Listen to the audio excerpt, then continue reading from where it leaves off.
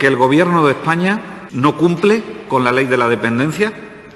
Extremadura es la segunda comunidad autónoma donde menos invierte el Estado y donde más invierte la comunidad autónoma en fondos públicos para atender a las personas en situación de dependencia.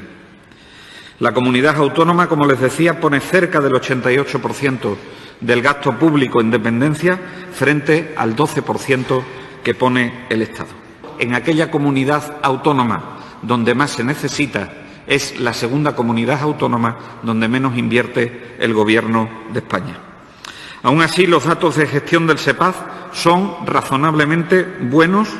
A 31 de diciembre del año 2017, el número de personas con solicitud para ver si tenían algún grado de dependencia era de 54.542.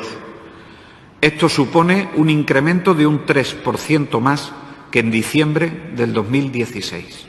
Somos, de esta forma, la comunidad autónoma de todo el país que más solicitudes recibe de toda España.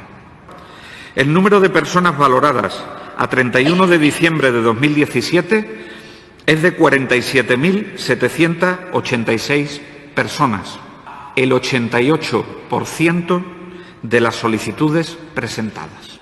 Ocupamos, y esta es la segunda conclusión, el cuarto lugar de todas las comunidades autónomas con más solicitudes valoradas de todo el país. Desde que llegamos al Gobierno allá en el año 2015, el número de personas con dependencia reconocida se ha incrementado en un 45,2%, lo que suponen 10.937 personas más frente a una tendencia que existía en la legislatura del 2011 al 2015 en una tendencia a la pérdida del derecho a recibir atención a la dependencia.